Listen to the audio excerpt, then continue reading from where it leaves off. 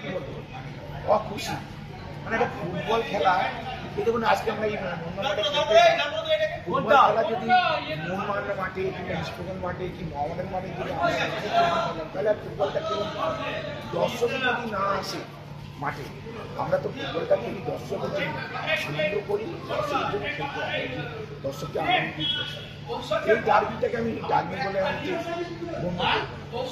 যে ডার্বিতে 50,000 60,000 লোক হয় না, সেটা কোনো ডার্বি বলে মনে করি। আর এই ডার্বি হলো কটা ছেলে খেলছে, বাঙালি ছেলে আমি নিজে জানি না এই মুহূর্তে কটা বাঙালি ছেলে সত্যি বলছি আমি হাতের ছেলের নাম নেই। বললাম ডার্বিকে আমি সত্যি বলছি এটাকে ডার্বি বললাম, জাস্ট একটা লিগের খেলা হচ্ছে সেইভাবে আমি বুঝি।